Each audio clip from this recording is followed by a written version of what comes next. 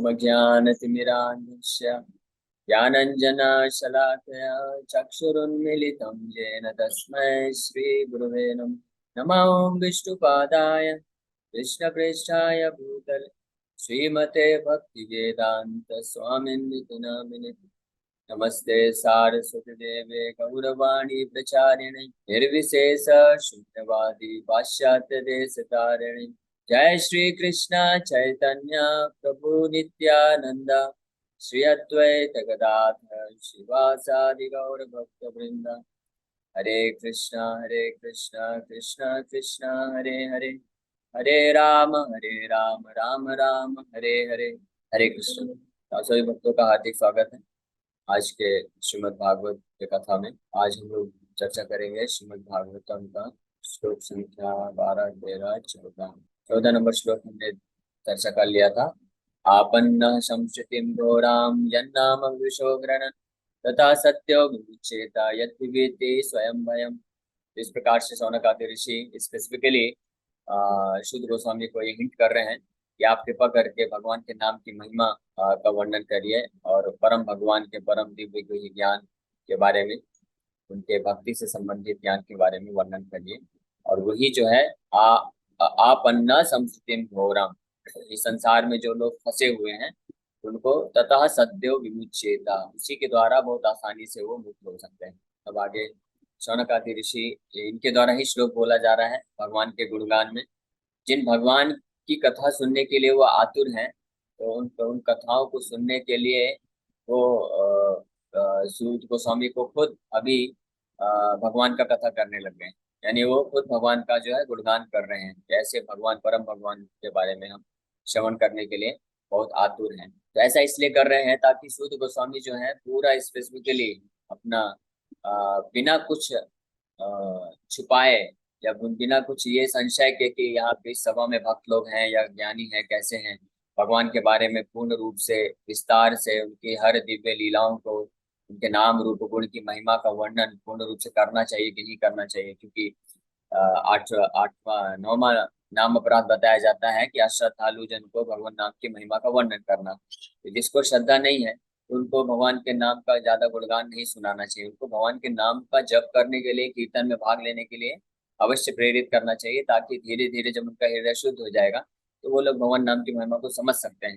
लेकिन अगर जिसको श्रद्धा नहीं है, उनको अगर भगवान के नाम की महिमा, भगवान के रूप गुण लीला की महिमा का पूरा वर्णन कर देंगे तो वो लोग उस पर विश्वास, या तो विश्वास नहीं रखेंगे और अपराध कर बैठेंगे, या तो भगवान के नाम रूप गुण लीला की जो महिमा है उसको भौतिक परिकल्पना के अनुसार सोचेंगे। जैसा कि कल मैं वर्णन कर रहा था कि किस प्रकार से गोपाल चक्रवर्ती जो है भगवान भगवान के हरिनाम में उनको कोई विशेष की महिमा में विशेष श्रद्धा नहीं थी। बस ऊपर ऊपर से इतना ही श्रद्धा था कि भगवान के नाम से जो है पाप नष्ट होता है, इतना ही बस वो विश्वास रख पा रहे थे। तो ऐसे लोग जिनको भगवान के ऊपर पूर्ण विश्वास श्रद्धा नहीं रहता है, जो दिव्य स्तर पे नहीं है, जो शुद्ध भक्त नहीं है, तो उनके सामने पूर्ण रूप से भगवान की महिमा का वर्णन नहीं करना चाहिए। और यही मिस्टेक है, यही सबसे बड़ा अपराध है, गलती करते हैं जो तथाकथित भागवत कथाकार होते हैं, जो कि जनरल पब्लिक में भागवत कथा का आयोजन करते हैं और उसमें भगवान कृष्ण की जो गुह्यतम लीला है, मोस्ट कॉन्फिडेंशियल पास टाइम्स है, जो आध्यात्मिक जगत में भी, आध्यात्मिक जीवन में भी, आध्यात्मिक ज्ञान में भी सर्वोत्कृष्ट है, सबसे सर्वोच्च स्थिति में है, जिनको महान से महान भक्त लोग भी, यहाँ तक कि जो कई जो शुद्ध भक्ति को प्राप्त किए वैकुंठ के वासी हैं, ऐश्वर्य भाव में रहने वाले भी उस भाव को नहीं समझ सकते हैं। ऐसे दुर्लभ, ऐसे अत्यंत गुह्य या महिमा का जो भगवान की रास लीला है उसका वर्णन ये तथा कथित भागवत कथाकार जनरल पब्लिक के सामने करते हैं, जिनका हृदय अभी भी बहुत सारे कल्मशों से दूषित है। तो इसके कारण ये अपराध हो जाता है। जो श्रवण करते हैं वो भी भगवान के प्रति अपराध कर बैठते हैं और जो कथा करते हैं वो भी अपराध कर बैठते हैं। तो शौनक आदि ऋषि ये नहीं चाहते थे कि कहीं सूत गोस्वामी के मन में ये संशय ना आ जाए कि यहाँ पे भगवान की पूर्ण दिव्य लीलाओं का वर्णन करना चाहिए कि नहीं करना चाहिए। इसलिए इस प्रसंग, इन श्लोकों में शौनक आदि ऋषि जो है भगवान का गुणगान कर रहे हैं खुद भी, और बता रहे हैं कि हम भगवान के ऐसे गुणगान के बारे में श्रवण करना चाहते हैं। तो सबसे पहले पिछले श्लोक में हमने देखा कि किस प्रकार से शौनक आदि ऋषि इस बात का वर्णन कर रहे हैं कि भगवान के नामाभास मात्र से सद्यो विमुच्येत पुमान, कि जो है व्यक्ति तुरंत जो है विमुच हो जाता है, विशेष रूपेण मुच्येता, पूरी तरह से मुक्त हो जाता है। इस प्रकार का वर्णन किए। अब इस श्लोक में सौनकादि ऋषि बोल रहे हैं, यत्पाद संशया सूता मुनया प्रसमायन सद्या पुनाति उपस्पृष्टा स्वरधुन्यापनुसेवया। Translation: O Sut, those great sages who have completely taken shelter of the lotus feet of the Lord can at once sanctify those who come in touch with them, whereas the waters of the Ganges can sanctify only after prolonged use. तो इस श्लोक में, पिछले श्लोक में तो भगवान के नाम की महिमा की है, भगवान के बारे में, भगवान की महिमा का वर्णन किए। अब सौनक आदि ऋषि यहाँ पे भगवान के उन महान भक्तों का भी गुणगान कर रहे हैं जो कि भगवान का एक्सक्लूसिव शेल्टर, पूर्ण रूप से शुद्ध भाव से आश्रय लिए हुए हैं। उन भक्तों का भी गुणगान कर रहे हैं, यानी वो अपनी श्रद्धा को प्रकट कर रहे हैं कि हमको ऐसे केवल भगवान पे ही नहीं, हमको भगवान के उन महान भक्तों पे भी पूर्ण श्रद्धा है, उनकी शक्ति पे पूरा विश्वास है, जो कि भगवान का पूर्ण रूप से शुद्ध भाव में आश्रय ले रखे हैं। इसलिए कृपा करके आप भगवान भगवान के दिव्य नाम रूप गुण लीला का वर्णन तो करिए ही, साथ ही साथ में उन महान भक्तों की कथाओं को भी श्रवण कराइए, जो भगवान के संपर्क में, भगवान के संग में आके जिन्होंने भगवान की शुद्ध भाव से सेवा किया है, और ताकि उनके उनके इन दिव्य लीलाओं के द्वारा, के श्रवण के द्वारा जब हम उनका आश्रय लेंगे तो हमारा भी हृदय जो है पूरी तरह से शुद्ध हो जाएगा।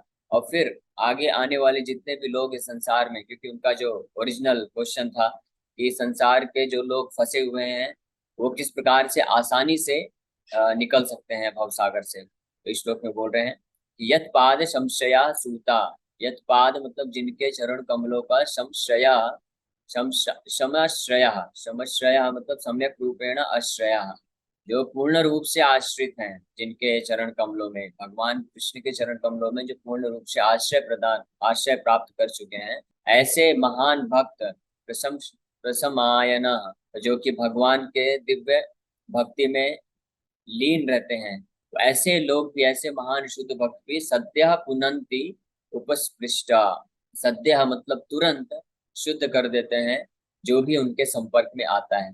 इस बात की पुष्टि श्री चैतन्य महाप्रभु भी चैतन्य चरितमृत में करते हैं। साधु संग सर्व शास्त्र का लव मात्र, साधु संग सर्व सिद्धि है। साधु संग इतना पावरफुल है, इतना इम्पोर्टेंट है, या इतना शक्तिशाली है। शुद्ध साधु, शुद्ध भक्त की बात कर रहे हैं कि अगर उनके संपर्क में कोई कुछ समय के लिए भी आता है तो उसका पूर्ण सिद्धि प्राप्त कर सकता है वो, यानी कैपेसिटी है, पूर्ण सिद्धि की प्राप्ति वो कर सकता है। अभी इस बात पे निर्भर करता है कि वो व्यक्ति उस कैपेसिटी का इस्तेमाल करता है कि नहीं करता है। यानी कहने का मतलब है कि कोई भगवान के शुद्ध भक्त के संपर्क में कुछ समय के लिए भी आता है, लेकिन अगर वो उसका लाभ नहीं उठाता है, उसका वो रिसेप्टिव नहीं है, मतलब ग्रहण उन शुद्ध भक्त के टीचिंग्स को, शिक्षाओं को या उनकी कृपा को प्राप्त करने के लिए उसके पास पात्रता नहीं है, वो स्वीकार नहीं करना चाहता है, तो फिर विलंब हो सकता है उसके पूर्ण सिद्धि प्राप्त करने में। लेकिन वैसा भक्त भी पूर्ण सिद्धि जरूर प्राप्त करेगा, भले ही विलंब के साथ ही क्यों ना प्राप्त करेंगे। लेकिन अगर कोई ऐसा भक्त है जो कि पूर्ण रूप से रिसेप्टिव है, सबमिसिव है, विनम्र है, और जिसके हृदय में इच्छा है भगवान की शुद्ध भक्ति करने का, सेवा करने का, तो जब ऐसे साधु शुद्ध भक्त के संपर्क में आता है तो उसका तुरंत ही वो जो होता है वो कन्वर्ट हो जाता है, ट्रांसफॉर्म हो जाता है उसका हृदय, और भगवान की दिव्य सेवा में वो प्रयत्न लग जाता है। जिस प्रकार से एक बहुत विशाल अग्नि है, उस अग्नि के संपर्क में अगर कोई सूखी लकड़ी आती है तो जैसे ही संपर्क में आती है तो तुरंत वो लकड़ी फटाक से जल जाती है। तो ये अग्नि के संपर्क में थोड़े समय में आने का ही ये प्रभाव होता है।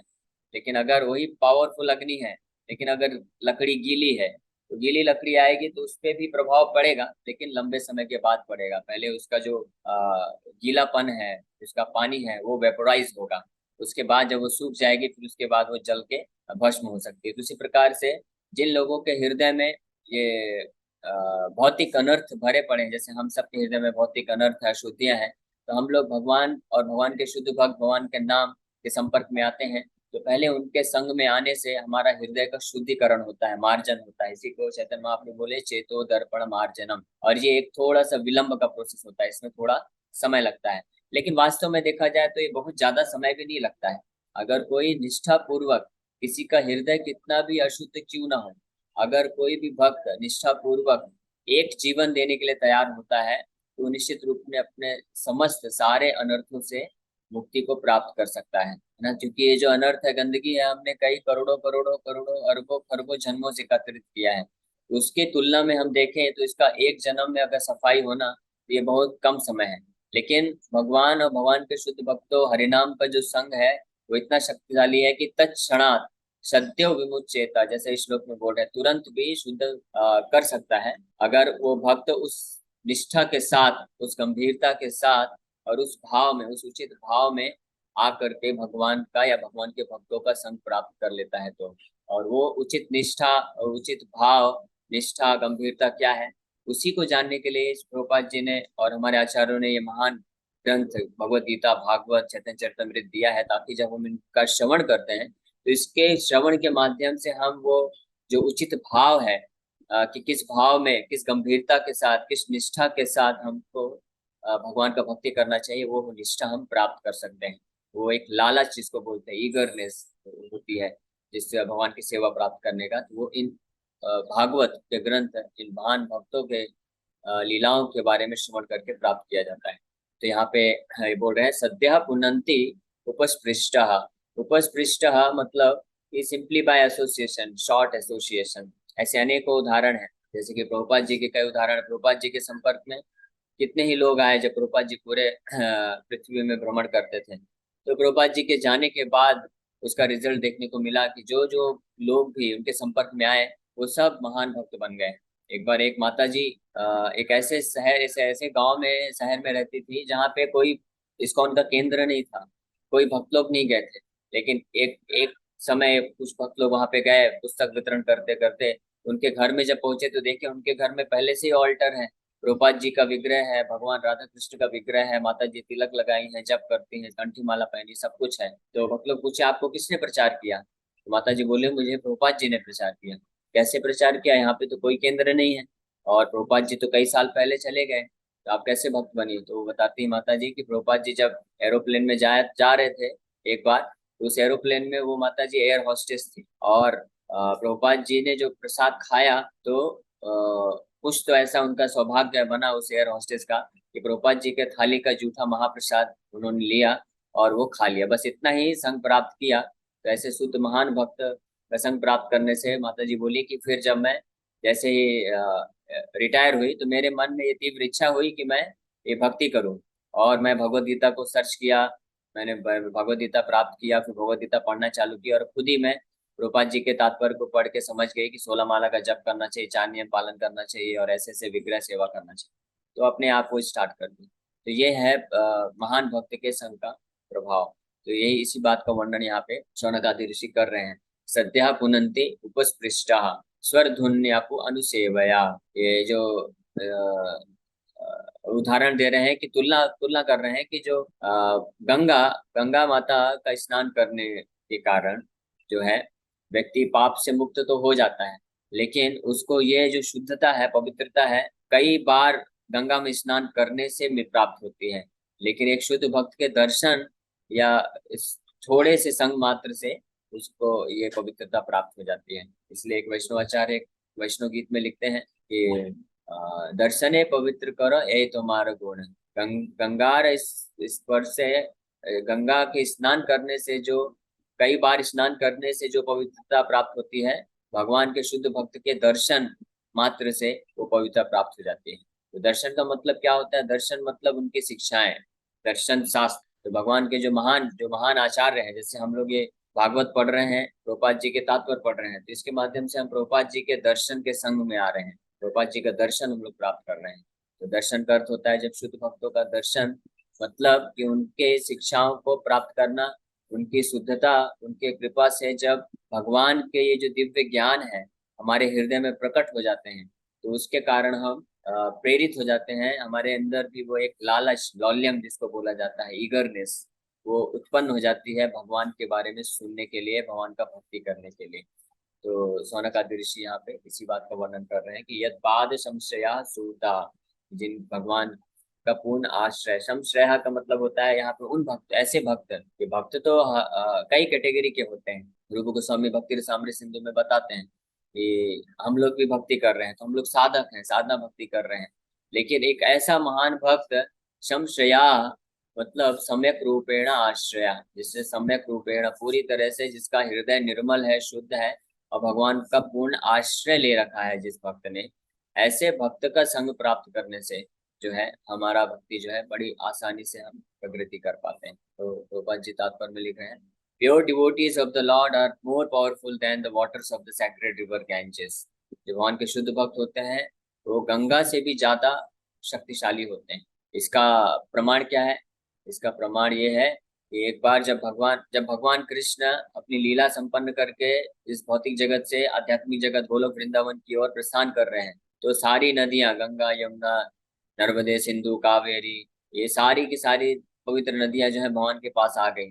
और उनको पता चल गया कि भगवान जा रहे हैं और अभी तो कलयुग आ जाएगा, कलयुग में सब पापी लोग आएंगे और हमारे हमारे स्नान करेंगे और सारा पाप हमारे ऊपर छोड़ देंगे, तो हम लोग ये पाप कैसे सहन कर पाएंगे? इसलिए सारी नदियां बोली, रिक्वेस्ट की कि हम भी इस अब पृथ्वी में नहीं रहना चाहते, हम भी आपके साथ चले जाएंगे। तो भगवान उनको बोलते हैं कि नहीं नहीं, आपको यहाँ पे रहना अनिवार्य है, जरूरी है, क्योंकि अगर आप लोग भी चले जाएंगे तो इस कलयुग के जीवों का उद्धार कैसे होगा, इनको कौन पवित्र करेगा? तो फिर जो नदियों का, गंगा माता का, यमुना माता का जो प्रश्न था कि इतने पापी लोग होंगे, इतने सारे पाप को हम फिर कैसे न्यूट्रलाइज करेंगे, नष्ट कैसे होंगे? तो भगवान प्रिडिक्शन करते हैं, ये भविष्य पुराण में आप ये प्राप्त कर सकते हैं। ये श्लोक ब्रह्मांड पुराण में है। तो वहां पे भगवान बोलते हैं, पंच सहस्राणी वर्षाणी, 5,000 वर्ष के बाद मेरा एक महान, मम मंत्र उपासका, मेरा मंत्र उपासक मतलब मेरे नाम के द्वारा जो मेरा पूजा करेगा, हरि नाम का प्रचार करके पूरे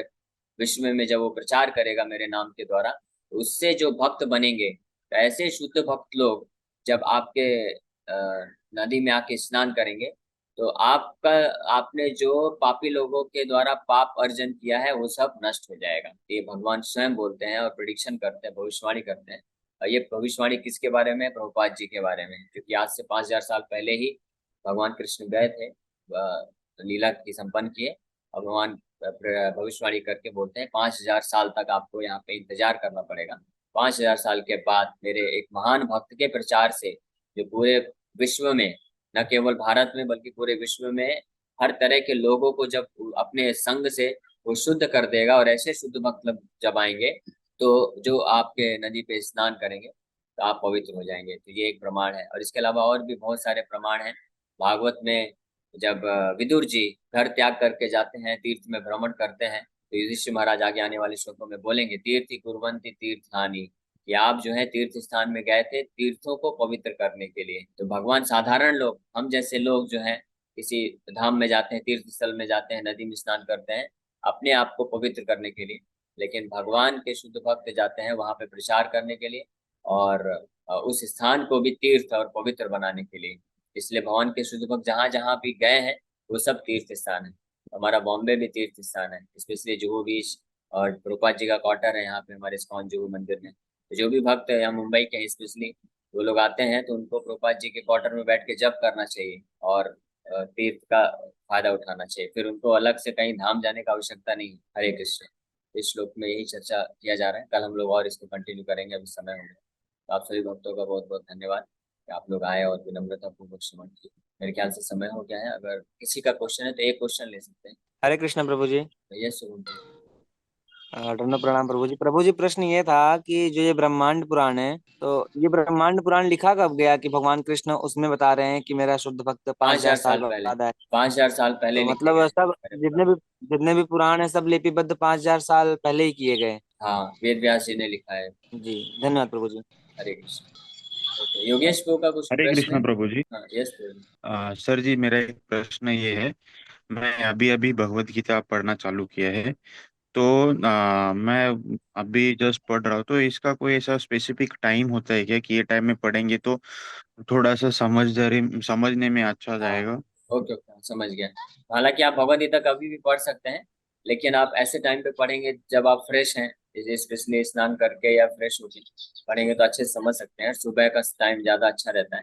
लेकिन अगर आप शाम को भी ऑफिस से जैसे आते हैं या कोई कार के बाद आते हैं, तो आप तो हाथ पैर धो के मुंह अच्छे से फ्रेश होके भी बैठ के पढ़ेंगे तो आप समझ पाएंगे। तो ऐसा कुछ भी नहीं है, ये जस्ट आपके पढ़ने पे डिपेंड करता है।